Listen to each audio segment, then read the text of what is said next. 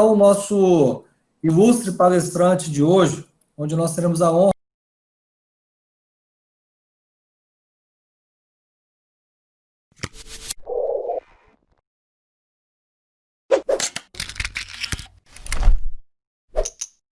Então, o nosso ilustre palestrante de hoje, onde nós teremos a honra de ouvi-lo, será o nosso professor Rafael Rodrigues Silva, que é graduado em Ciências Biológicas, licenciatura e bacharelado pela Universidade Federal de Ouro Preto, a UFOP, mestre em Ciências Biológicas pelo Programa de Pós-Graduação em Ciências Biológicas do Núcleo de Pesquisa em Ciências Biológicas, o NUPEB-UFOP, na área de concentração em Imunobiologia de Protozoários, doutor em Biologia Parasitária pelo Programa de Pós-Graduação em Biologia Parasitária do Instituto Oswaldo Cruz, na área de concentração em Imunologia e Patogenia, pós-doutor em Ciências Farmacêuticas pelo Programa de Pós-Graduação em Ciências Farmacêuticas, também pelo UFOP, onde atuou nos laboratórios de doenças de Chagas e de pesquisas clínicas em projetos relacionados às infecções experimentais em cães e camundongos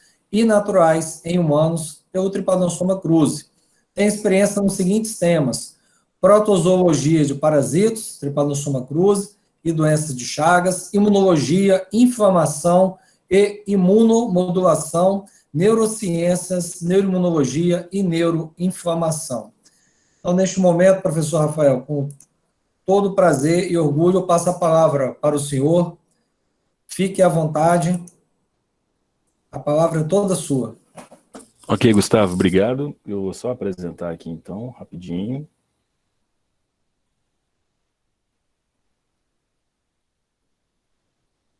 Está aparecendo para todo mundo?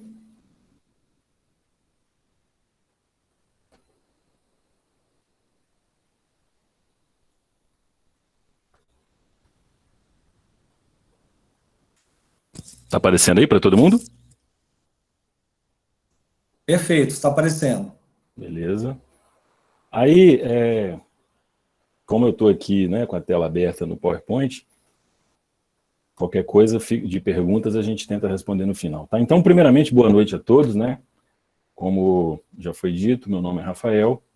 E, bem, para início de conversa, eu pensei nesse título, né, em apresentar esse assunto para nós aqui, especialmente o público da Faculdade Novo Milênio, né? O momento atual que nós estamos, onde, inclusive, estamos fazendo essa palestra de maneira remota, e eu acho que nunca se falou tanto de técnicas, né, de diagnóstico. E, basicamente, a principal técnica de diagnóstico, né, utilizada no momento é uma técnica que usa ferramentas de biologia molecular, que é o famoso aí RT-PCR, né? Então, assim, eu até brinquei mais cedo, essa palestra é meio que uma palestra-aula ou aula-palestra. Eu vou ter que passar de uma maneira relativamente rápida, mas eu vou tentar contar uma história para vocês, né? Por isso eu coloquei da base, e tentar mostrar para vocês como é que foi todo esse processo evolutivo até chegar no momento atual e a importância disso para o nosso momento atual. Aí eu queria comentar também que, especialmente aqui nos cursos, né, da área da saúde, fisioterapia, enfermagem, o pessoal da estética também, que está participando, né? E também os alunos do curso técnico.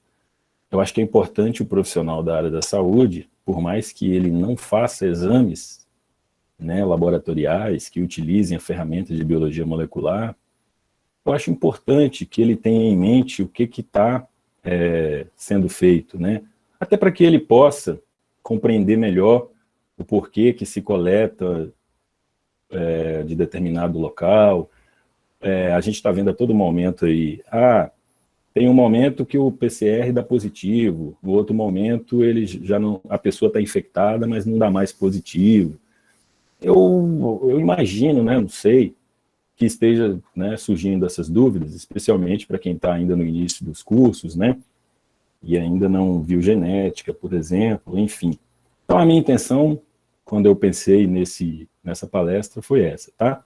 De esclarecer um pouco essas dúvidas aí. Espero que lá no final a gente consiga discutir pelo menos um pouquinho. Então, o que é biologia molecular, né? Basicamente, ela é a área da biologia em que se estuda as interações que ocorrem entre os vários sistemas das células, partindo da relação entre o DNA, o RNA e a síntese de proteínas. E o modo como essas interações são reguladas, ou seja, essa ciência ela tem como campo de estudo as interações bioquímicas celulares envolvidas aí na duplicação do material genético e na síntese proteica. Só que esse conceito aqui, né, fica muito pequeno em relação ao mundo que é a biologia molecular. Mas, para a gente chegar ao hoje, como eu disse, eu queria voltar lá na base. Então, logo após, especialmente para quem está aí no primeiro período, né, acabou de sair do ensino médio, ou mesmo quem já saiu do ensino médio há um certo tempo, deve se lembrar lá, né, que Watson e Crick foram os dois principais responsáveis pela estrutura, né, por sacramentar a teoria da dupla hélice do DNA. Então, na década de 50, 53 aqui, essa estrutura ela já estava, vamos dizer, sólida, né? E a partir de então, após, né, o conhecimento da estrutura do DNA, um outro mundo de perguntas surgiram, né? E as principais que se fazia na época. Será que o material genético e seus mecanismos de funcionamento, eles podem ser manipulados? Então, essa pergunta inicial abriu aí um leque de coisas, né, de serviços que são feitos hoje em dia. Então, essa mistura das ciências biológicas, da engenharia com a tecnologia, deu origem aí ao surgimento da biotecnologia ou da engenharia genética, né, utilizando aí as diversas ferramentas da biologia molecular. Então, lá na década de 60, esse senhor que está no cantinho aí, ele ainda é vivo, o Martin Gellert, ele foi um dos primeiros a reparar que havia, né, reparo nos danos ocorridos no DNA das células, tá? E ele observou, inclusive, que extratos, né, de Escherichia coli produziam fagos lambdas circulares. Fagos, para quem não está lembrado, são os bacteriófagos, são vírus que infectam bactérias. A maioria desses estudos, ou quase todos, surgiram em bactérias. E ele observou depois também que esse DNA, depois de ligado, ele formava círculos, ou seja, havia uma circularização. Então eu vou plantando algumas sementinhas aqui e vocês vão mentalizando comigo para daqui a pouco vocês entenderem a importância disso tudo, tá? Então aqui é uma amostra, né, de um DNAzinho que foi quebrado aqui e foi depois reparado. E aqui o DNA circular, né? Junto com isso, né, a gente nunca pode esquecer que sempre tem várias pessoas pesquisando ao mesmo tempo, né, em vários locais do nosso planeta. Então, durante a década de 60, já em 68 aqui, esse outro pesquisador, o Paul Arbe, ele sugeriu a existência de enzimas existentes em bactérias que atuavam protegendo essas bactérias desses vírus bacteriófagos, né? E essas enzimas, então, cortariam o DNA do bacteriófago em sítios específicos, e chamadas, né, são conhecidas como endonucleases, porque elas são enzimas que quebram o núcleo, né? Estão ali dentro do núcleo, por isso endonucleases. Eu, inclusive, vou chamar a atenção de vocês aqui para o seguinte: diversas palavras, né, elas têm origem nas funções, né, ou nos organismos, onde foram descobertos, ou até mesmo no inglês, né? Então, muitas coisas em biologia molecular vêm do inglês, aí a gente às vezes se perde um pouco na palavra pela palavra e esquece da origem, né? Então, ao longo da década de 60, essas pesquisas foram aprofundando até que outras, né, endonucleases foram sendo descobertas. Aqui, no Haemophilus influenza, né? Aí o nome da endonuclease, porque daqui a pouco vocês vão ver que existem diversas endonucleases. Então, eles confirmaram essa hipótese do pesquisador Paul Arbe, de que a enzima corta DNA exógeno, mas não o próprio DNA. Ou seja, a bactéria, quando é atacada por um vírus, ela pode, né, ter uma enzima de restrição que corta o DNA do vírus. Não corta o dela mesma, mas corta o do vírus. E aí ela se torna resistente, né? e, inclusive, foram descobertos os sítios específicos de corte. Isso é muito importante para a biologia molecular.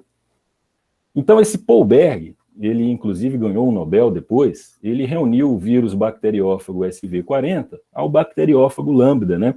Ele queria cortar o SV40 e inserir pedaços do fago lambda nesse SV40.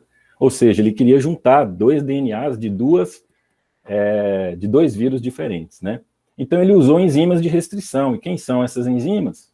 Aquelas enzimas que foram descobertas anteriormente. Eu estou querendo, inclusive, fazendo esse histórico, porque eu acho importante a gente acreditar, né, o que cada um foi contribuindo. E para vocês entenderem que o conhecimento, né, não é da noite para o dia, isso é um processo bem longo. Então, Paul Berg, ele criou uma técnica, no dia a dia do laboratório, ele acabou criando uma técnica, que ele chamava de ligação covalente de moléculas de DNA. Então, como o bacteriófago, olha que interessante, os pesquisadores, eles, embora sejam gênios, eles também são movidos por dúvidas, por medos, né? Como o bacteriófago era de Escherichia coli, que é uma bactéria que infecta nós humanos, né? Ele ficou com medo de gerar um novo e letal vírus. E aí ele acabou deixando um pouco de lado aquilo e, inclusive, sugeriu moratória aos próprios estudos dele em biologia molecular. Acabou que depois, né, lá mais em quase 20 anos aí, ele foi, inclusive, agraciado com o prêmio Nobel pelos estudos dele na área aí de ácidos nucleicos, especialmente com DNA recombinante. Então, quando a gente fala hoje, em 2020, tecnologia do DNA recombinante, foi por causa dessas pessoas lá atrás, né, na década de 50, 60, que a gente está nesse patamar de hoje. Então, a coisa vai evoluindo, e aqui em 71, esses dois pesquisadores aqui fizeram alguns ensaios e começaram a montar, inclusive, mapas de restrição. O que são esses mapas de restrição? São os mapas de, se eu utilizo essa enzima, ela vai cortar aqui, aqui e aqui. Se eu utilizo uma outra enzima, ela vai cortar ali, ali e ali. E aí vocês estão vendo aqui um gel original, né, com as bandas do DNA que foram cortadas, e aqui os mapinhas, né, que foram sendo construídos. Hoje, isso virou, inclusive, comercial, né? Aí aqui eu faço um adendozinho, né? Eu vou fazer alguns adendos ao longo da nossa apresentação para a gente não se perder. Então, enzimas de restrição, é o primeiro take-home aqui. Elas são produzidas por bactérias para restringir a proliferação de vírus invasores. Diferentes tipos de enzimas clivam diferentes sequências de base de DNA, correto? E elas ajudam a detectar a presença de diferentes formas de determinados genes. Daqui a pouco vocês vão entender o melhor porquê. Até coloquei esse desenho aqui daquele protagonista do filme, né, Edward Mãos de Tesoura, para lembrar que a enzima de restrição, ela age como se fosse uma tesourinha, que vai lá no DNA e corta num ponto específico. Isso é muito importante, vocês vão ver daqui a pouco. Aqui é um exemplo, né, de um vírus bacteriófago. É aquele vírus mais comum que a gente vê lá no ensino médio. Que ele chega, né, entre aspas aqui, com as suas patinhas, ele encosta na célula e injeta o seu DNA dentro da célula. Aqui, se você quiser comprar hoje uma enzima de restrição, você vai lá na internet, digita lá o nome, né, de um plasmídio e tal, e você consegue, inclusive. Então, o pessoal hoje no laboratório, já sabendo qual sequência que tal enzima de restrição faz o corte, a pessoa vai e faz lá a sua, o seu pedido, né, e chega pelo correio e tudo mais. Então, voltando aqui, então vocês viram a importância aí do Berg, né, ele fez esse primeiro juntamento aí de DNAs diferentes. E ele, então, criou a primeira molécula de DNA recombinante. Então, em 72, aí agora ele já era chefe de laboratório, né, os seus estudantes lá de pós-graduação descobriram uma endonuclease, que ela produzia quebras espaçadas entre as duas fitas de DNA, né, gerando extremidades coesivas, idênticas e complementares. O que é isso? Quer dizer que o DNA, eu vou mostrar a estrutura daqui a pouco. Mas o DNA, ele se encaixa, né, essas quebras feitas faziam com que depois esse DNA ele se encaixasse perfeitamente. Então, igual vocês estão vendo esse desenho aqui, ó. Quando a gente utiliza, por exemplo, essa enzima de restrição, né, EcoR1, ela corta aqui e aqui nas duas fitas de DNA. de maneira que depois você pode inserir uma outra sequência de DNA ali que seja, obviamente, complementar. Ou seja, se aqui tem timina, aqui vai ter que ser uma sequência que tem adenina. Timina, adenina de novo. Adenina lá tem que estar timina aqui e por aí vai. Então, a partir disso, isso possibilitou, né, o surgimento dos famosos vetores de clonagem. Ou seja, se eu quero fazer esse procedimento, da mesma maneira que o vírus da dengue, né, entra no nosso corpo via o Aedes aegypti, e a gente chama o Aedes aegypti de inseto vetor, eles tinham que imaginar uma maneira, né, de fazer essa entrega. E aí, com os trabalhos do Stephen Cohen, que faleceu ano passado, né, lá na década de 70, e é importante focar aqui que esses pesquisadores são pesquisadores que estão trabalhando ali de maneira independente, mas que, de certa forma, um está lendo sobre os estudos que vão sendo publicados pelos outros e vão corroborando ali, né? Então, no seu laboratório, esse pesquisador aqui, ele identificou peças de DNA circulares e não cromossomais. Então, para quem, inclusive, está fazendo aí micro e parasito comigo, eu até estava discutindo com os alunos semana retrasada, sobre os famosos plasmídios. Então é isso. O que é um plasmídio, né? Um plasmídio é uma sequência de DNA circular e não cromossomal, ou seja, o plasmídio está aqui na bactéria, não faz parte do seu DNA cromossomal, mas está ali como fonte de DNA, tá? Então isso é importantíssimo também entender. Então ele descobriu um método segundo o qual uma Escherichia coli, né, uma bactéria, adquiriria um plasmídio conhecido como PS101.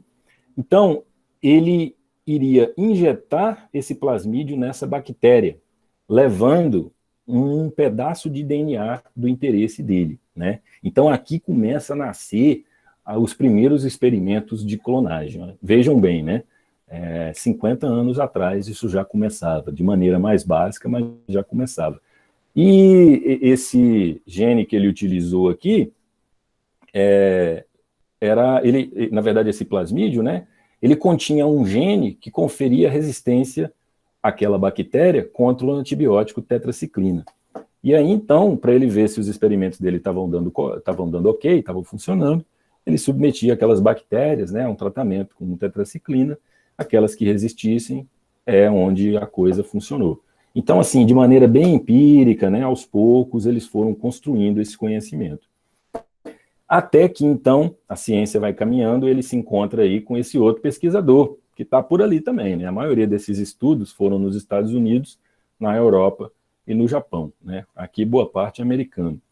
Então, o plasmídio encontra as endonucleases. Isso aqui foi um elo importantíssimo. A partir daqui, a gente tem o quê? Só para vocês entenderem, não sei se está ficando claro. A gente tem um plasmídio e um outro plasmídio. Cada um tem ali sua sequência de DNA. E aí, lembra da enzima de restrição?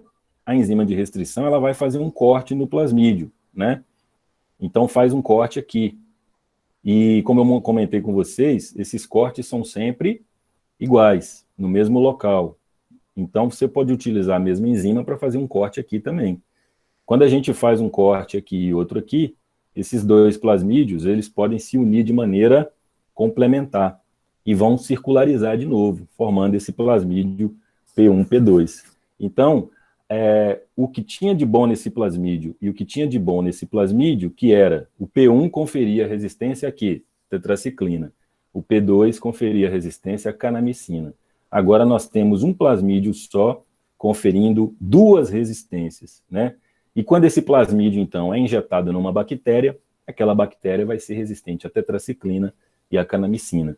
Então, esses foram os primeiros experimentos aí que deram origem, provavelmente esses estudos do Boyer, né, com Cohen, que é esse pesquisador anterior aqui, provavelmente eles foram os primeiros responsáveis pelo surgimento dos primeiros organismos recombinantes, ou seja, uma determinada bactéria que continha ali genes, né, que não eram originalmente delas, e agora era um organismo recombinante capaz de ser resistente a determinado tipo de antibiótico. Aí aqui, só para ilustrar, né, de maneira mais didática, você tem ali uma sequência que você corta com uma tesoura, e aí você insere ali uma sequência de DNA. Vamos supor que essa sequência capacita, então, contra um determinado antibiótico, né? E aí aquela bactéria, então, carregando aquele plasmídio, com aquele gene de resistência, ela passa a se multiplicar no meio, mesmo que esse meio contenha antibiótico. É claro que nós, seres humanos, utilizamos esses, vamos dizer assim, essas habilidades para a nossa serventia. Na natureza, uma bactéria que tenha um plasmídio naturalmente nela, vai proteger ela, por exemplo, né, de componentes tóxicos liberados por plantas, liberados por fungos, por exemplo. E aí cabe a nós estudar e identificar isso e colocar isso a nosso favor, né, como aqui, por exemplo. Isso já acontecia lá. As bactérias já têm as enzimas de restrição delas. O que está acontecendo aqui é uma manipulação disso pelo homem, né, através de ferramentas de biologia molecular.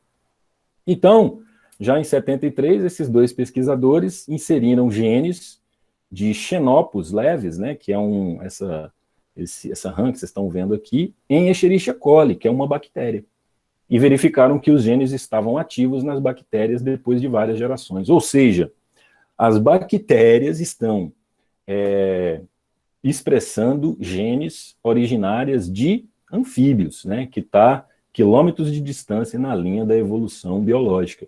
Então, como as bactérias reproduzem-se rapidamente, elas poderiam ser utilizadas para produzir genes de grandes mamíferos, em larga escala, né? Talvez alguns de vocês aí já tenham até algumas coisas em mente. A principal delas, a insulina, né? Daqui a pouco a gente vai falar mais sobre. Então, constroem um organismo que a gente chama de organismo geneticamente modificado, né, o famoso OGM, capaz de combinar e replicar a informação genética de diferentes espécies. A partir desses estudos iniciais, né, 50, 60, início de 70, começou a surgir, então, uma infinidade de oportunidades, né? O que então era possível fazer? Então, era possível pegar o DNA de qualquer espécie, picotá-lo, entre aspas, e inseri-lo em uma bactéria que o amplificaria milhões de vezes. Como eu disse para vocês, e vocês sabem também disso, as bactérias se reproduzem muito rapidamente, né? A boa parte das bactérias, a cada 20 minutos, elas estão duplicando. Então, no período de 24 horas, você tem ali uma enormidade de bactérias, cada uma carregando o gene que você inseriu, e ela passando para as células filhas, né? Você teria aí uma capacidade altíssima de amplificar aquele gene e produzir futuramente a proteína vinda daquele gene. Então, a era da engenharia e da manipulação genética se deu a partir aí da década de 70. Apesar disso, né, o que se poderia fazer? Até onde poderíamos chegar, né? Ninguém sabia ao certo nessa época, talvez até hoje. No final da minha explanação, a gente vai discutir um pouco sobre isso. Mas já naquela época, já existiam algumas discussões éticas sobre essas questões do perigo, né, da biotecnologia. O próprio Paul Berg, como eu comentei, sugeriu moratória aos estudos dele, né? Em 75 teve uma conferência que, inclusive, eles pediram para dar uma parada nos estudos em relação ao DNA recombinante. Na época eles diziam que era como se fosse uma bomba atômica, né, da biologia, porque na época ficava aquela coisa, né, vamos criar um Frankenstein, aquele do filme lá, e ainda estava começando o entendimento de onde isso podia chegar e, ao mesmo tempo, o medo também, né? Então, o Watson, né, aquele lá que colaborou com a estrutura do DNA, ele achava que a natureza, na verdade, ele achava nessa época, né, eu digo acha porque ele ainda é vivo, né? Então, ele acha que a natureza já fez muito mais experimentos, por muito mais tempo e muito mais jeito do que podemos imaginar. E nada de muito significativo aconteceu. Que se fosse causar algum dano à natureza por si já teria causado. Então, o Watson, ele era a favor, né, de que se continuassem, sim, a pesquisa. Então, ela retomou. Depois desses 16 meses de moratória, a coisa retoma, e retoma de maneira mais centrada, né? E esse pesquisador, fiz questão de colocar a foto dele também, porque ele ganhou um Nobel, e ele falava o seguinte, que a gente tinha que imaginar que a biotecnologia ela poderia surgir, né, como uma maneira de nos ajudar. Poderia, com diagnóstico de doenças, né, terapia, produção de proteínas humanas em larga escala, processos de fermentação, produção maciça de antibióticos e outras coisinhas mais que nós vamos comentar aqui ainda, né? Então, foi quando, no final da década de 70, uma empresa chamada Genentech, né, Gene Tecnologia, ela produziu aí a primeira insulina humana. Então, assim, a partir disso, a coisa pegou, né, uma proporção, assim, inimaginável.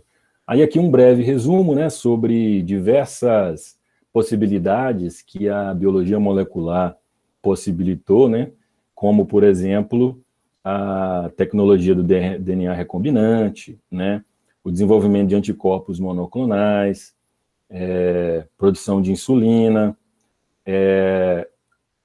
e o próprio, não sei se vocês lembram, os mais novos talvez não lembram, mas o projeto Genoma, né, o projeto Genoma, o genoma humano, no caso, o código genético, ele foi decifrado graças às ferramentas, né, o uso das ferramentas de biologia molecular.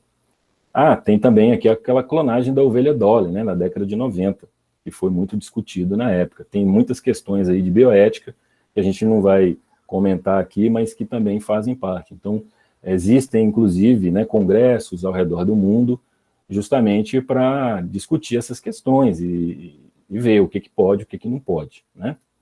Mas, enfim, o DNA recombinante hoje. Então, hoje, há centenas de vetores de clonagem comerciais. Então, aquele vetor de clonagem que eu comentei com vocês anteriormente, hoje isso existe, assim, você compra, inclusive, né? É utilizado em laboratórios aí pelo mundo todo, inclusive pelos laboratórios aqui, né, nas nossas faculdades, laboratórios aqui no nosso estado. Então, cada um com as suas vantagens específicas, né? Encontrar promotores de genes, descobrir interações entre genes, expressar proteínas em larga escala, como é o caso da produção da insulina. DNAs das mais variadas espécies são clonados a todo instante em laboratórios de biologia molecular de todo o mundo. Quando a Globo fez aquela novela O Clone, né, se não me engano, em 2002, se discutia muito, inclusive tinha um personagem que era um clone, né, humano. Teve o lado bom da difusão, mas teve o lado ruim, né, o lado negativo, porque todo mundo achava que clonagem era ruim, mas na verdade muitas pessoas hoje nem se dão conta de que talvez elas façam uso de alguma terapia, né, algum medicamento que foi possibilitado por intermédio da clonagem. Então, assim, como eu coloquei aqui, né, nada de muito anormal aconteceu, né, pelo menos até agora. Volta e meia a gente vê falar que algum pesquisador maluco em algum lugar do mundo tem lá um certo vírus, uma certa bactéria, ou até mesmo produzindo animais ou seres humanos através de clonagem. Mas, oficialmente, a gente não tem certeza disso, né? Então, será que o Watson estava certo mesmo, né? Provavelmente sim. Então, a clonagem de fragmentos de DNA, né, como é que é feita? Ela é feita através das enzimas, né, como eu comentei com vocês, de restrição, e outras enzimas, que a gente ainda vai pontuar aqui, as famosas DNA polimerases, né, fosfatases e tudo mais. Os vetores, né, especialmente os plasmídios, e os hospedeiros, basicamente células bacterianas, e células também, animais, vegetais e células fúngicas, né, as famosas leveduras. Então, hoje a gente pode fazer utilizando todos esses hospedeiros. Aqui, inclusive, vocês têm um vetor aqui, né, com diversas genes inseridos nele que podem ser colocados aí numa determinada célula. Agora, eu comento o seguinte sobre a questão da aplicação, né? A gente fica muito... Quando a gente não conhece, a gente acaba criticando sem saber, e aí é importante entender para poder, né, emitir uma opinião, criticar ou parabenizar. Então, um primeiro ponto que eu queria comentar aqui, plantas transgênicas, né? É uma discussão aí, hoje em dia, na verdade já há um determinado tempo, sobre as plantas transgênicas. Inclusive, eu sou biólogo, tenho os amigos biólogos mais para o lado da ecologia e da botânica que torcem o nariz, né, que não gostam, mas quando a gente pensa o mundo, né, a produção vegetal e o crescimento da população, né, a gente vê que a solução pode estar aqui, ou parte da solução na biologia molecular. Então, no caso da planta transgênica, né, para quem não sabe, eu espero esclarecer aqui, e a gente vai ter a rodada de perguntas daqui a pouco, a gente discute mais sobre. No caso das plantas transgênicas, baseado no que eu acabei de contar para vocês, né? Então, você tendo ali a sua bactéria recombinante com um gene desejado. Vamos supor que essa planta, você está ali cultivando uma planta e ela está sofrendo, né, pela ação de um determinado vírus, por exemplo. Né? Um vírus infecta aquela planta, destrói as folhas daquela planta, é através das folhas que a planta faz fotossíntese, né, e cresce, se desenvolve, então a planta está fadada à morte. Então, o que a gente faz? Né? Uma bactéria, a gente insere o gene recombinante nela, e esse gene, que está onde? Está no plasmídio, né, da bactéria, ele vai conferir àquela planta uma resistência à toxina daquele vírus, né? Então, através da ferramenta de biologia molecular, é feito em laboratório, né, utilizando essas ferramentas que eu comentei com vocês, né, as enzimas de restrição, é feito ali a quebra e a inserção do DNA da bactéria, que confere resistência, né, àquele determinado vírus.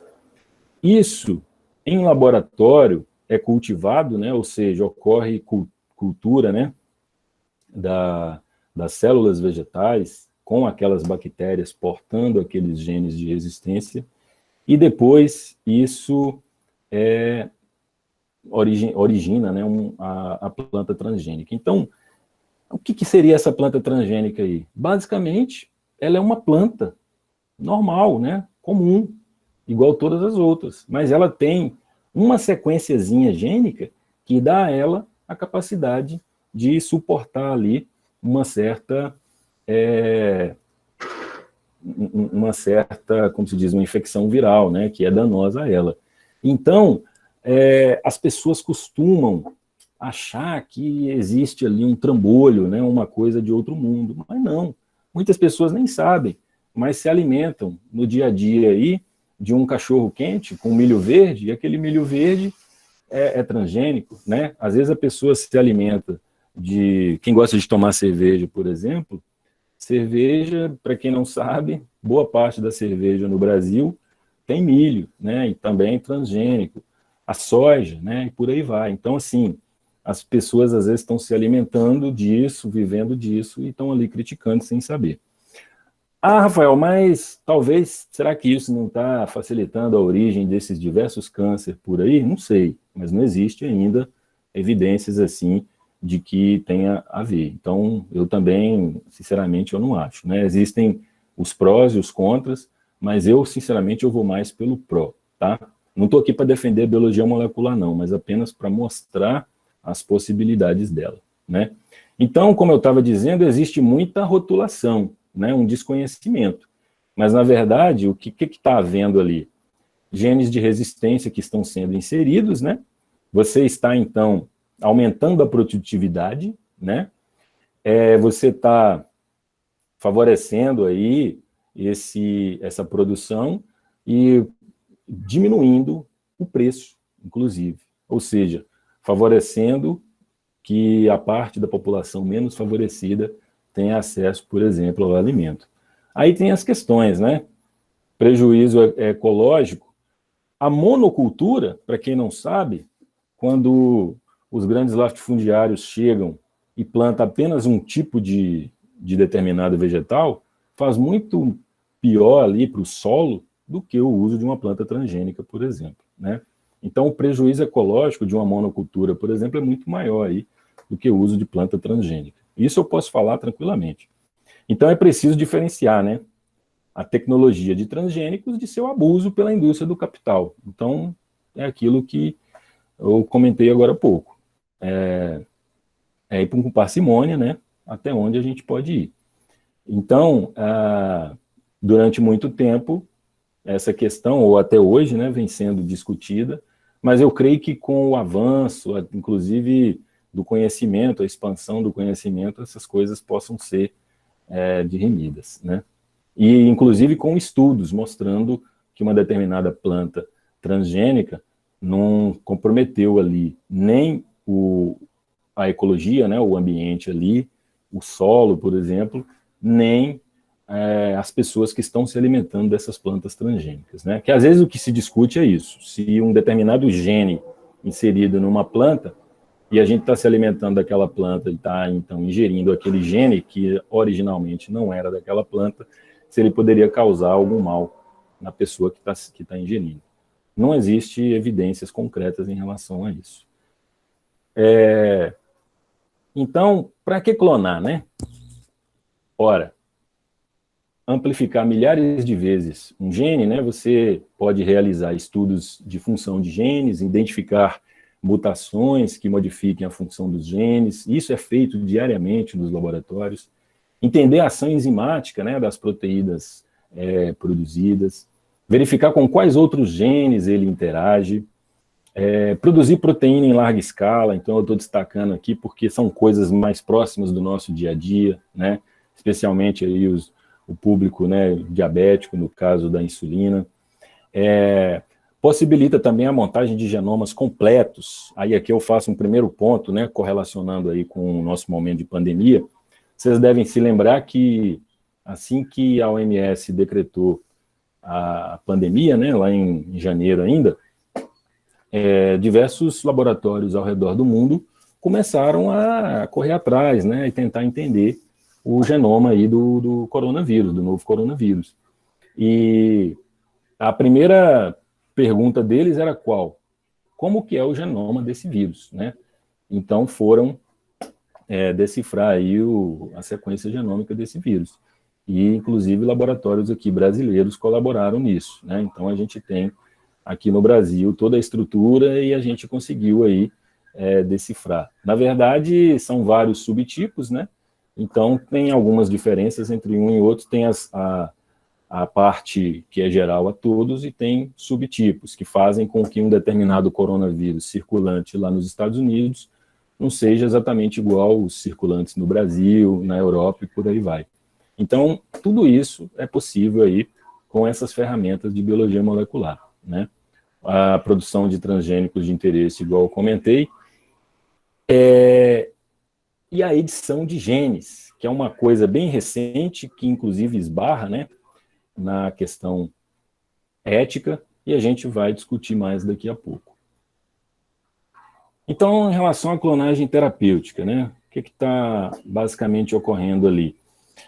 O futuro da clonagem terapêutica. Eu participei de estudos, inclusive, que não foram à frente com clonagem terapêutica, porque você desenvolver um determinado estudo num camundongo, né, no modelo animal, e levar aquilo para, por exemplo, um cão e ainda mais para o humano, é bem diferente, né? Então, nem sempre o que a gente vê in vitro é igual ao in vivo num camundongo, por exemplo, e num camundongo ou em qualquer outro modelo animal vai ser semelhante ao que a gente vê no ser humano. Agora, é claro que a gente tem que partir de algum lugar, né? Então, a gente normalmente usa esses modelos. Mas existem já processos de clonagem terapêutica que foram bastante, teve bastante sucesso, né? Então, em 2005, um brasileiro chamado José Luiz Vale, ele foi submetido a um tratamento pioneiro, né, utilizando clonagem terapêutica, que rendeu a ele uma excelente recuperação do tecido cardíaco lesado por um infarto. Então, qual foi aqui o racional, né? Ele teve um problema numa região, né, do coração, e normalmente se você lesa o coração, infelizmente você não tem ali uma reposição de cardiomiócitos, né, que são as células musculares.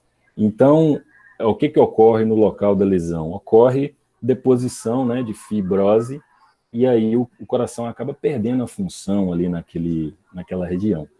E aí o que foi feito então? Foi feito em laboratório, né, uma cultura de células que a gente conhece como pluripotentes, que foi injetada ali no coração para que essas células pluripotentes tentassem, a ideia, né, é que elas entendam o ambiente, absorvam genes das células vizinhas e se tornem cardiomiócitos, né? Então foi mais ou menos isso que aconteceu.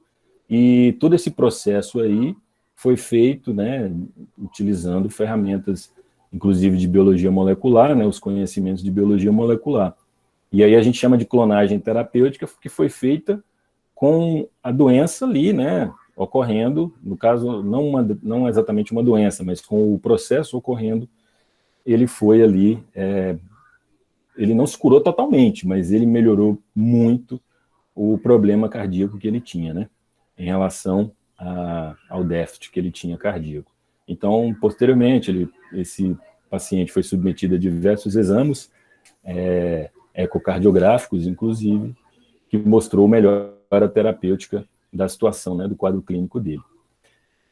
Em relação à edição de genes, né, que é bastante assim atual, na verdade ainda tem muito a se desenvolver, especialmente porque ainda esbarra muito em questões de bioética, né?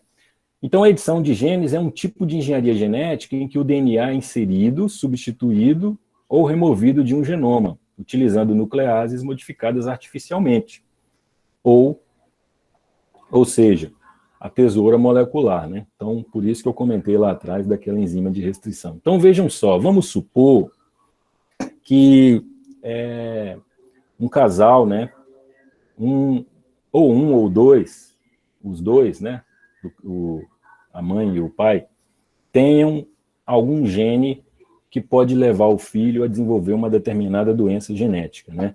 Vamos supor que essa sequência genética que causa essa doença é essa daqui que eu estou circulando. Então, o que a edição de genes faz? Utilizando as ferramentas de biologia molecular. É claro que aqui está bem a grosso modo, né? Utilizando aqui uma pinça. Através das ferramentas de biologia molecular, utilizando as enzimas de restrição, é claro que não é tão simples assim, tá, gente? Eu estou tentando deixar de maneira mais didática e clara possível, né? É possível, então, retirar um gene que pode levar aquela pessoa a desenvolver uma determinada doença e inserir aqui, né, ou mesmo deletar essa possibilidade, tá? Através da famosa edição de genes. Então, essa edição de genes, ela, inclusive, eu fiz questão de pegar essa notícia aqui, que é do ano passado, bem fresquinha, novembro de 2019, ela já está começando a ser utilizada vamos dizer assim, que numa frequência maior, né? Que até bem pouco tempo ela era muito experimental, e agora ela já está funcionando para resolver problemas. Então, vocês me permitam, eu retirei partes da reportagem, né? O título da reportagem é Técnica de edição de genes dá resultado em pacientes humanos. Então foram tratados 2 pacientes com doenças genéticas do sangue, um deles europeu, né? Ele tinha talassemia, e ele iniciou o tratamento em março, né, do ano passado, e o outro americano, ele sofria com anemia falciforme, ele começou a terapia em abril do ano passado. Nos 2 casos, os efeitos das doenças foram eliminados, ou seja, né, aquele problema em relação à pouca hemoglobina e à pouca capacidade tanto em relação a entregar o oxigênio para as células, quanto o fato de que pessoas com anemia falciforme, né, ocorre entupimento de vasos, porque a hemácia ela perde aquela característica arredondada e fica pontuda, e essas pontas, elas, entre aspas, elas garram, né, nas paredes dos vasos. E essa técnica de edição de genes, o nome dela é CRISPR, e esse termo vem do inglês, que significa Clustered Regularly Interspaced Short Palindromic Repeats, que em português significa repetições palindrômicas curtas agrupadas irregularmente interespaçadas, ou seja, feitas com biologia molecular. Então, essa ferramenta ela já está em uso, né? E ela já está resolvendo diversos problemas aí de saúde pelo mundo, né? Aí, fazendo um adendo aqui, que aí eu vou entrar na questão da PCR, só passar rapidamente para a gente relembrar aí como é que é a estrutura DNA e como que esse processo funciona, né? Então, a estrutura do DNA, que é formada por um fosfato, uma ribose e uma adenina, né? Que a gente tem basicamente 4 tipos de adenina, formando aquela dupla hélice, né? Sempre adenina, timina, citosina, guanina. Então, essa estrutura tridimensional que vocês estão vendo aí de dupla hélice de DNA. Então, a gente sempre tem aqui ligação de adenina com timina e de citosina com guanina. O DNA, então, forma uma fita dupla, né? Sendo feito sempre na sequência 5 linhas, 3 linhas aí. Vocês estão vendo bonitinho, né? Então, 3 linhas, 5 linhas aqui em cima, 3 linhas, 5 linhas aqui embaixo. Fosfato, aqui, pentose, e aqui o ácido nucleico, né? No caso aqui, citosina e guanina, timina e adenina. Então, DNA, entre aspas, né? Hoje está claro para todo mundo essas questões. Um detalhe é que elas são sempre antiparalelas, como vocês estão vendo aqui, né? Uma está apontada para lá, a outra está apontada para cá. Não vou entrar nesses detalhes agora, que não é a questão aqui, mas só para vocês relembrarem aí. E aí, a partir, então, desse conhecimento, né, especialmente aí da questão das cadeias, elas são formadas, então, de maneira paralela, a gente tem a ação de uma enzima chamada polimerase, né? E ela faz um procedimento em cadeia, ou seja, ela começa a juntar esses ácidos nucleicos para dar origem no caso, o DNA ou o RNA, por exemplo, né? Então, a gente chama isso de reação em cadeia. E a reação em cadeia de quem? Da polimerase. Tipo quando a gente vê pessoal monta, né, um monte de... eu esqueci a palavra exatamente agora, mas quando a gente tem um monte de... Eu tenho aqui, inclusive, tinha deixado aqui... Lego? Oi? Pode ser Lego, aquelas estruturas, eu esqueci a outra aqui, fugiu o nome aqui agora. Quando você coloca as peças assim, né, uma do lado da outra, e elas começam a cair, né? Sempre, e uma se liga à outra, e a outra, ou seja, reação em cadeia. Então, dominó? Isso, exato, as peças do dominó, obrigado. Então, quando você tem as peças do dominó, que quando você derruba um, todos os outros vão caindo, né? Ou seja, ocorre ali uma reação em cadeia.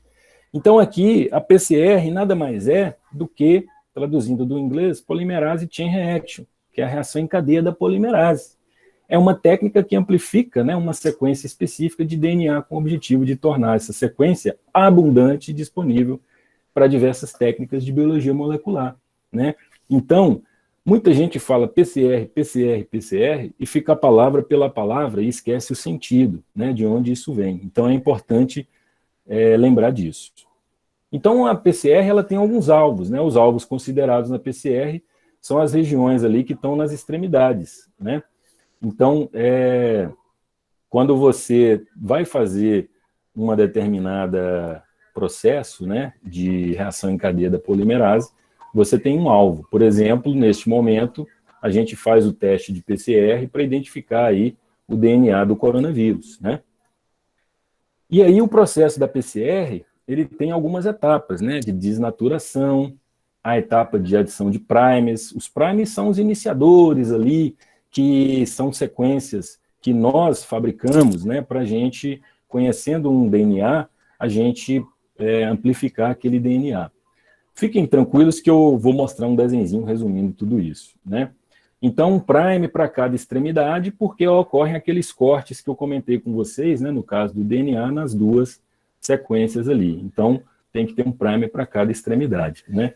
Aqui são exemplos de primers, né? Então, se você utiliza um primer com essa sequência, o meio ali, né, o que você coletou, por exemplo, uma amostra, né, de sangue, uma amostra de escarro, uma amostra aí de qualquer região do corpo que você tenha coletado, e você está procurando um DNA de alguma coisa ali, vai ter uma determinada sequência, né? Então, eles, inclusive, são colocados em excesso para que você consiga ali fazer essa melhoria ali do processo, tá? E deixa eu resumir aqui, para a gente não perder muito tempo nisso. Só um detalhe. Eu sempre gosto de falar, né? Por que é importante pesquisar? Porque vocês vão ver que a PCR ela é feita a temperaturas muito altas, que o nosso corpo não tem essas temperaturas, né? Mas como a gente está utilizando um ambiente externo para fazer um determinado processo, a gente precisa de uma temperatura mais alta para aquele processo ocorrer.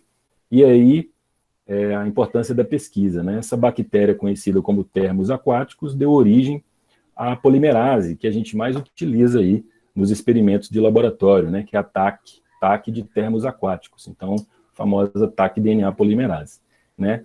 E então, essa TAC DNA polimerase que foi descoberta numa bactéria, ela é utilizada hoje nos experimentos de laboratório. Então, por isso que é importante pesquisar. Aí aqui a gente entra na PCR, né? A gente tem aí uma molécula de DNA. Vamos supor que essa molécula aqui é uma sequência conhecida do coronavírus. Por isso que foi importante lá atrás decifrar o genoma do coronavírus, né? Para que eu conheça a sequência dele e possa identificá-lo futuramente numa pessoa, correto? Então, vamos supor que eu coletei o material e eu tenho aqui a sequência do DNA do coronavírus. Só que é apenas uma sequenciazinha que eu não consigo enxergar através dos meus meios, né? Através dos meus sistemas. Eu vou mostrar rapidinho aqui também. Então, eu preciso amplificar essa sequência, porque ela ainda não consegue ser visualizada, para eu dizer que a pessoa está ou não. Então, eu não estou colocando DNA do coronavírus, eu estou apenas amplificando, tá? Então, eu forneço ali, para aquela minha amostra, nucleotídeos, né, que eu produzo em laboratório. Então, está aqui, vocês estão vendo os nucleotídeos, e tem também aí os primers, né, para poder fazer o meu procedimento de PCR. E aí, então, eu vou fazendo em ciclos, né, ou seja, tá vendo aqui embaixo? 55 graus, as fitas de DNA se separam, igual vocês estão vendo aqui também. A 72 graus, os primers vão para as regiões ali que eles são complementares. E tá vendo aqui a TAC gruda, né, a TAC DNA polimerase, que foi descoberta lá na bactéria, né? Então, 72 graus e ela suporta isso. Depois, durante um período, aquela fita de DNA que era uma só, começa a virar duas fitas de DNA, né? Então, isso ocorre em altas temperaturas, abaixa, sobe, depois de um determinado tempo, aquela uma amostrazinha de DNA que eu tinha naquela minha amostra, né? Ou seja, aquela uma sequência de DNA do coronavírus que eu tinha numa amostra de lavado alveolar, por exemplo, eu amplifiquei isso em laboratório após vários ciclos, né? Tá aqui os ciclos, são padronizados em laboratório entre 25 e 40 ciclos, e chego aqui nesse universo de 34 bilhões de cópias após aí isso em média, tá, gente? Então, com esse número grande de cópias, isso me possibilita correr lá, quando eu comecei com PCR, lá em 2008, eu fazia isso usando gel de eletroforese, né? Então, o DNA, ele tem carga, né? Carga positiva e carga negativa. Na verdade, ele tem uma determinada carga. Então, eu utilizando uma eletroforese, eu consigo atrair o DNA aqui para a carga positiva e faço a revelação. E aí o que eu vou ver é isso, ó, bandinhas de DNA, né? Então, vendo essas bandas de DNA e sabendo uma sequência, por exemplo, do coronavírus e o peso dela, o peso molecular, eu vou dizer, essa pessoa está ou não infectada com o coronavírus, né? Mas isso que vocês estão vendo bonitinho aqui é o resultado aí de bilhões de cópias daquela molécula. Se eu tivesse uma moléculazinha, eu ia correr ela aqui, e quando eu corasse isso, né, e depois usasse aqui o transiluminador, eu não ia conseguir ver nada. Eu já fiz vários experimentos que eu chegava no final e não enxergava nada, tinha que repetir o experimento tudo de novo, porque algum passo do meu procedimento teve erro, ou porque também tinha pouco DNA. Esses erros acontecem, né? Então, aqui a gente analisa o produto da PCR, né? Eu tenho um padrão ali para eu poder dizer um peso determinado, de determinado sequência do DNA. E como é que eu sei que a sequência do DNA do coronavírus tem um determinado peso? Porque teve gente que foi lá e fez a sequência genômica, né? E a gente faz a análise que se eu utilizar determinada enzima de restrição, aí eu vou quebrar em diferentes pesos. Então, é através de toda aquela base que vocês viram lá atrás que é possível a gente chegar nisso hoje. Aí a coisa vai evoluindo, né? Aqui a gente está tendo como é que era feito até bem pouco tempo. Na verdade, ainda é feito em alguns laboratórios por aí, né? Mas, hoje em dia, a coisa já está mais moderna. E eu já eu vou mostrar para vocês, tá? Eu já estou quase acabando, tá? Espero que vocês não estejam cansados comigo. Aí, lembra das possibilidades que surgem, né, com o estudo da biologia molecular? Ora, se eu disse para vocês que quando você utiliza a enzima de restrição, ela quebra o DNA em determinados pontos, e essas quebras são sempre no mesmo ponto, produzindo sempre o mesmo perfil, eu posso utilizar isso para quê? Teste de paternidade, concorda comigo? Então, se eu tenho ali uma determinada mãe, né, e tem aqui um suposto pai, eu vou comparar, né, quando eu faço essa análise, a mãe, o pai e os filhos, para ver quem é e quem não é filho ali. Como é que isso é feito? Essa base toda, esse desenhozinho bonitinho que vocês estão vendo, vem desses desenhos aqui, né? Esses pedaços de DNA que se difundem no gel ali. Então aqui, por exemplo, eu sei que se essa mãe tem esse perfil de bandas de DNA, esse filho 1 aqui é filho dessa mãe, né? Esse F2 aqui é filho somente da mãe, esse F3 é filho aqui do casal, né? Porque ele apresenta bandas tanto do pai quanto da mãe, porque a gente sabe que metade do DNA veio do pai e metade veio da mãe. E eu sei que esse filho F4 não é filho nem do pai nem da mãe, porque quando eu passo pelo mesmo processo, né, o DNA dele, esse DNA que é feito o exame de paternidade, normalmente é retirado de células sanguíneas, tá? É retirado, né, de células sanguíneas. Então eu vejo aqui que pelo perfil de bandas, não parece nem com a mãe nem com o pai. É claro que eu estou mostrando para vocês só 4 aqui, né? Agora, hoje em dia, o teste de paternidade ele evoluiu, e eu não sei exatamente, mas é analisada aí muitas sequências de DNA que mostra sempre a gente vê, né, com 99,999% de certeza, fulano é ou não é filho de ciclano, né? Ou seja, é através da análise de uma enormidade dessas bandas do DNA produzido após a quebra dele, né, por aquelas enzimas lá de restrição. Beleza, foi mais uma amostra aí do que a biologia molecular nos proporciona hoje em dia. Fazendo um novo adendo aqui, qual que é o dogma central da biologia? O DNA, ele origina o RNA, não é? Que a gente aprende lá no ensino médio. Aí o RNA migra para o citoplasma e é transcrito, produzindo uma proteína. Então, durante muito tempo se acreditou, né? Por isso a gente fala um dos dogmas da biologia. Mas, dentre outros, o vírus HIV, o que ele faz? Ele é um vírus de RNA, né? Ele transforma o RNA dele em DNA, Ou seja, ele faz o processo inverso. Ele é capaz de fazer isso.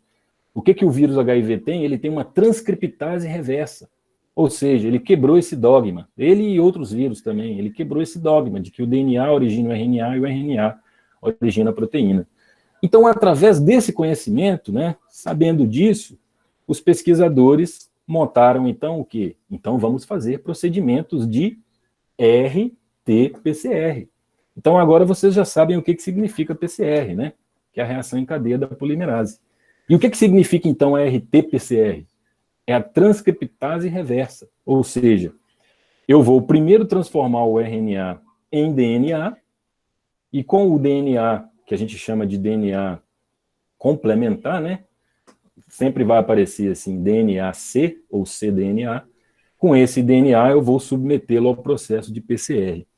E é esse RT-PCR que está tão famoso aí hoje em dia. Os exames de coronavírus são feitos através de RT-PCR, né? Então, aqui a gente tem um exemplo de um laboratório de biologia molecular, né, que realiza o exame de PCR, que eu coloquei aí como PCR automatizada. Então, hoje, esse aparelho aí, inclusive, a pessoa pode até pipetar se quiser, mas hoje já existem as pipetas automáticas que você só coloca ali, ela coleta o líquido, né, depois que você fez todo o processo lá de isolamento do DNA, e ela coloca em quantidades micro e iguais, né, que às vezes tem o erro humano, a gente erra, né, às vezes você pipeta mais forte ou mais fraco. Então, para diminuir totalmente esses erros, com a evolução aí, né, hoje existem os pipetadores, inclusive automáticos. Quando eu fazia doutorado, eu fazia a pipetagem do braço. Tinha dia que eu ficava de 1h, 2h da tarde, até 6 da tarde pipetando ali, e chegava no final do dia com o ombro aqui destruído. Hoje já existem esses aparelhos. Eu cheguei a pegar esse tipo de aparelho na Fiocruz, que alivia bem, né? Mas, enfim, o que é o processo da RT-PCR, então, né? Após você fazer lá a coleta da amostra, é que não dá para a gente falar tudo aqui, né? Porque senão ia comprometer demais o tempo. Após fazer todo o procedimento, né, de coleta de amostra, de isolamento, de DNA, de RNA e de proteína, você chega a um tubinho desse, igual vocês estão vendo aqui. É o famoso o tubo que a gente utiliza, né, o tubo cônicozinho, de 1,5 microlitro, mais ou menos, e ele realiza, então, esses procedimentos. Então, você coloca tudo que precisa ali para fazer o testezinho, né, e como a ciência vai evoluindo, né, eu botei aqui, fiz questão de colocar aqui, tem diversas empresas de biotecnologia que fornecem sondas, né, e aí essas sondas, então, são colocadas ali no meio. Então, como que eu sei que aquela sequência está sendo amplificada? Eu estou tendo que ver ela de alguma maneira, né? Então, eu estou vendo porque o DNA ali, ele está o quê? Ele está marcado, tá? Ele está marcado. E aí, quando eu faço o procedimento, né? Vocês devem estar vendo reportagens na TV a toda hora, aí mostra os laboratórios e mostra um gráfico mais ou menos assim, não é? Então, esse verde aqui é o paciente 1, esse aqui é o paciente 2, né? A amostra 2, originária do paciente 2, paciente 3. E aí, para tudo, existe um padrão, né? Acima do padrão está positivo, abaixo do padrão está negativo, e aí vocês estão vendo aqui. Então, tudo aquilo que está acima daquela linha de corte são pacientes aqui, eu não sei qual que era isso aqui não, tá? Estou apenas dando um exemplo. Então, o que está acima desse nível aqui, desse cutoff que a gente fala, vai estar positivo, o que está abaixo aqui vai estar negativo. Negativo para o quê? Para a presença do DNA do coronavírus, ou seja, do amplificado, né? Daquele DNAzinho que tinha pequeníssimas quantidades, aqui, por exemplo, né? Na bochecha, a gente está vendo a todo momento o pessoal fazendo coleta, você faz um raspado ali, um suave, né?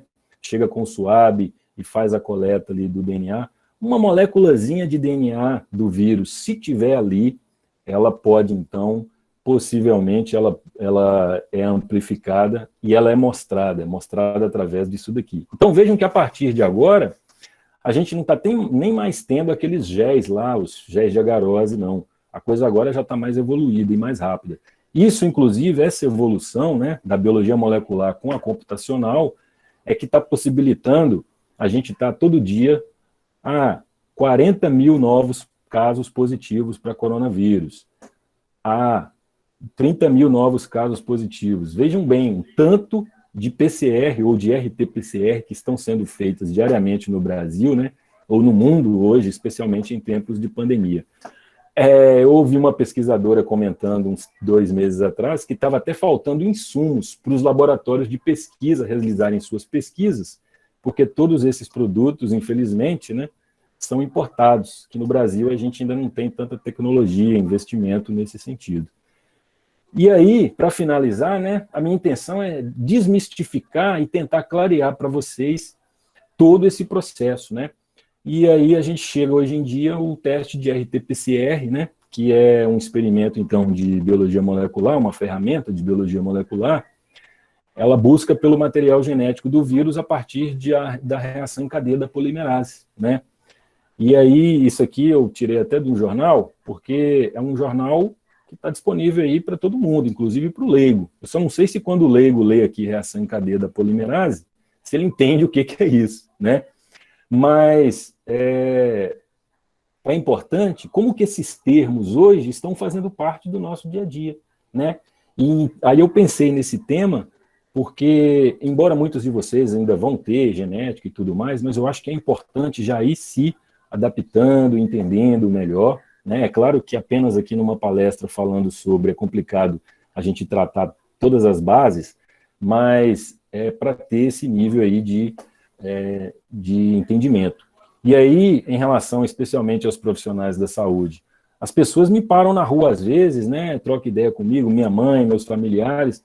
Ah, Rafael, mas por que eu tenho que fazer o PCR? Por que fala na televisão, né, que o PCR é mais provável de dar positivo num determinado momento? Eu vi falar que um jogador de futebol estava positivo, mas pode jogar porque não transmite. Eu não estou entendendo isso. Já me perguntaram, já me fizeram essa pergunta.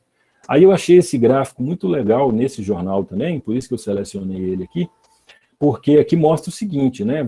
Muitos de vocês já devem ter visto, mas para quem ainda não viu, ajuda a clarear aqui. Naquele momento que o vírus está ali, né, se replicando, se reproduzindo, obviamente vai ter muito material genético, né? Então esse é o momento mais plausível ali de você encontrar o DNA dele. Então por isso que tem um momento onde é mais provável do PCR dar positivo. Depois de um determinado momento, o vírus, ele, entre aspas, ele esconde, né?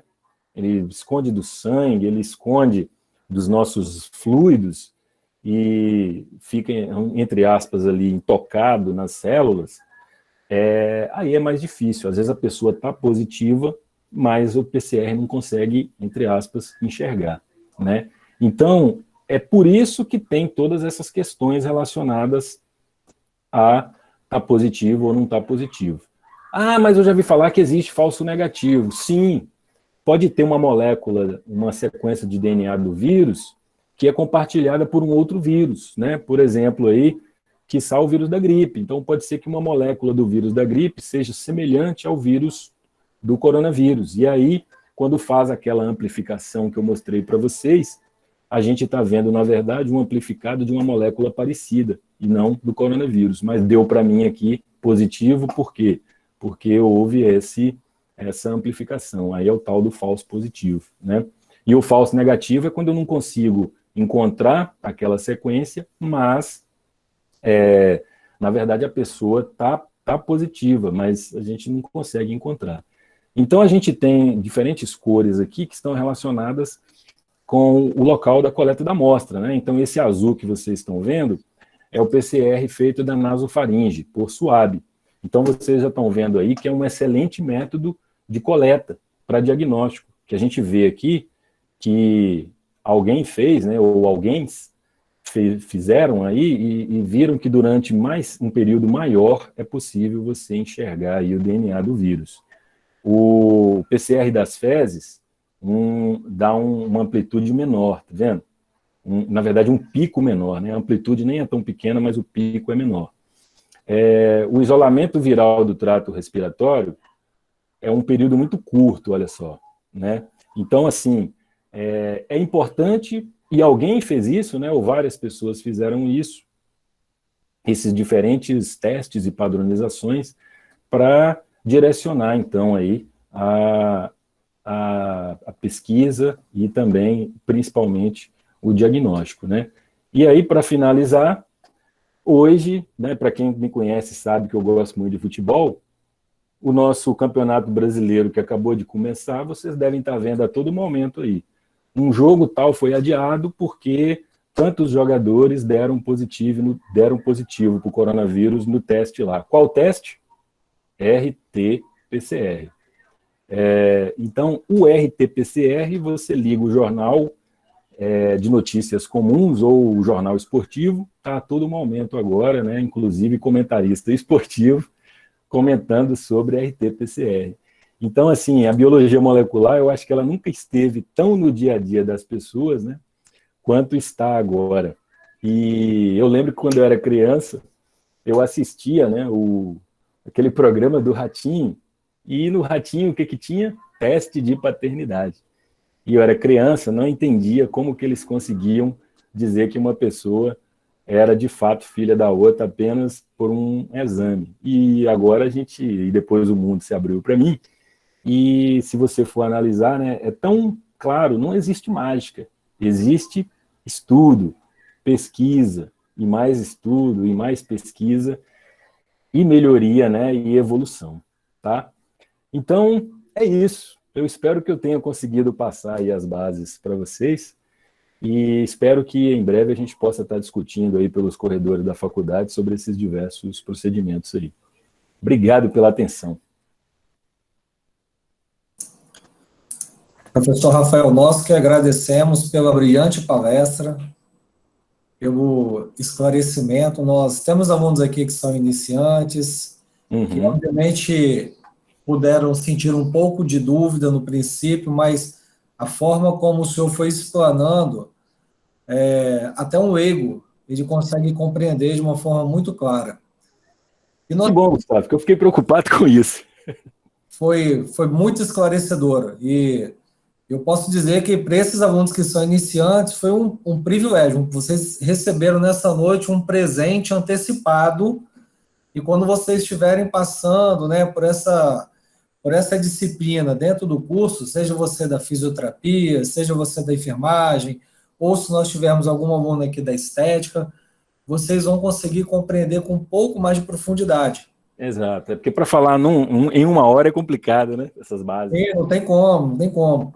Mas foi maravilhosa a palestra. Nós temos aqui perguntas que eu vou estar passando para o senhor, está tentando responder para nós nessa noite. Nosso aluno Jefferson, ele perguntou, professor, e todas essas dúvidas quanto a esse novo coronavírus ter sido fabricado em laboratório? Tem uma polêmica, hein, Jefferson? Algum esclarecimento quanto a isso? Pois é aquela coisa, as informações que eu tenho são as mesmas de todos vocês. A princípio, um vírus que infectava animais mamíferos, que são muito próximos da gente, né? Num determinado momento, ele se adaptou com a nossa espécie. Eu não sei se vocês estão sabendo, inclusive para quem perguntou, né, o Jefferson, recentemente saiu um estudo mostrando que esse vírus ele já vem entrando em contato com diversos mamíferos desde a década de 60, 70 e 80.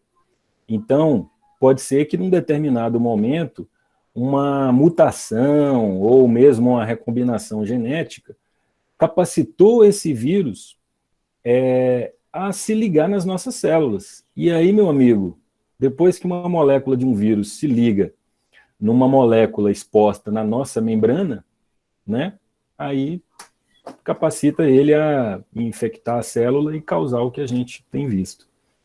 Mas eu não acredito que tenha sido, como que ele falou aí, o termo O termo que ele utilizou aqui é fabricado em laboratório. Eu não acredito, não. Eu não acredito, não. Agora, também não posso descartar, né? Perfeito. Vamos para a nossa segunda pergunta, pergunta da Mônica, da turma do Jefferson também, né? Uhum. Mas as plantas transgênicas se tornam mais resistentes, logo dando mais liberdade para o produtor rural utilizar mais agrotóxico. Por exemplo, há uma plantação de milho que não poderia passar veneno, senão morreriam. Entretanto, ao surgir o milho transgênico, o produtor pode passar o agrotóxico diretamente na plantação. Uhum. Deverá gerar algo prejudicial para a saúde da população. O que o senhor tem a dizer sobre isso? É. Então, é até legal essa pergunta, porque eu cheguei a falar um pouco de genética bacteriana na turma da Mônica, semestre passado, e ela comentou, ela fez esse comentário. São realmente os prós e os contras, né?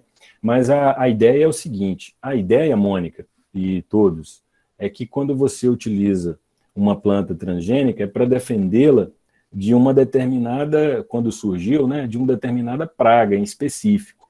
O problema é que quando o agricultor vê que aquela planta está sendo resistente, né, a mais de uma toxina, o produto químico, e ele joga o agrotóxico de maneira desenfreada, aí ele tem que ter esse nível de discernimento de que ele vai estar prejudicando o solo dele, entendeu? Aquela planta é transgênica para se defender de um determinado agressor, correto, Gustavo?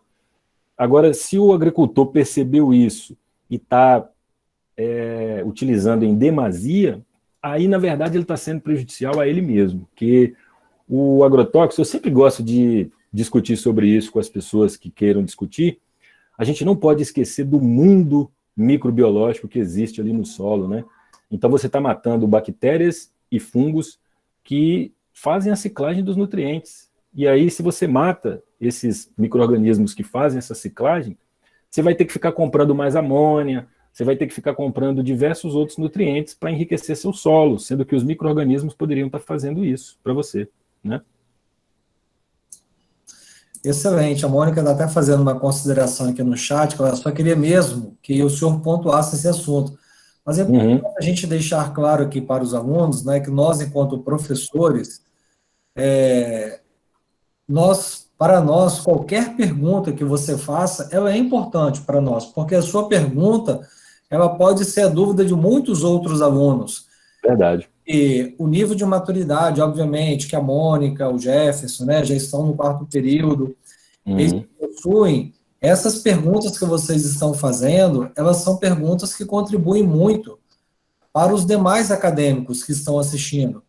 Então, eu até reitero o que o professor Rafael comentou, né, os demais professores sempre falam, nós temos até que parabenizá-los, vocês como alunos, pelas É. perguntas que vocês estão fazendo, isso é importante, tá bom, gente? Verdade, professor. Eu sempre falo isso mesmo. Vamos fazer perguntas, que é o mundo é movido por perguntas, né? Verdade. A criança, ela já, assim que ela aprende a falar, ela já começa a literalmente te bombardear de perguntas, né? Uhum. Então, nós aprendemos muito por intermédio das perguntas, né? Os porquês fazem parte da nossa construção do conhecimento. E que bom, né, que nós temos aqui hoje o professor Rafael que pode explicar isso com tamanha clareza para todos nós. Vamos para mais uma pergunta aqui do nosso aluno Márcio Vieira. Uhum. Ele pergunta o seguinte: no exame do PCR, dá para saber a potência do vírus? Se ele está forte no organismo ou se já está enfraquecendo? Então, não tem como você falar potência, porque a potência de um vírus é quando ele expressa a proteína dele, né? A gente tem que sempre lembrar, DNA codifica o RNA e o RNA a proteína. Então, na verdade, a proteína que vai causar o mal, né, para um determinado organismo. Agora, no caso da detecção pelo PCR, o que você detecta? Você detecta se a carga viral está alta, está média ou está baixa. Por exemplo, a gente pode, eu nem comentei aqui, né, porque é tanta coisa, a gente pode utilizar a PCR como diagnóstico de tratamento. Vou dar um exemplo. No caso do paciente com HIV, né? E aí você começa a tratá-lo. E aí, no início do tratamento, você coleta o sangue e vê a carga viral, através do PCR. Ao longo do tratamento, você vai fazendo coletas de sangue e analisando a carga viral. chega um determinado momento que a curva está lá embaixo, ou seja, esse paciente provavelmente vai estar sofrendo menos, porque ele tem menos carga viral. Menos carga viral, menos agressão. Eu acho que foi isso que ele quis perguntar, né? Então, assim, a PCR, ela não te diz a potência do vírus, tá? O que a PCR te diz? Tem ou não tem e a quantidade. Porque aqui foi de uma maneira mais geral, mas eu digo para você que tem uma determinada concentração, né, de moléculas em tantos microlitros de sangue, entendeu? Então, conforme isso vai diminuindo,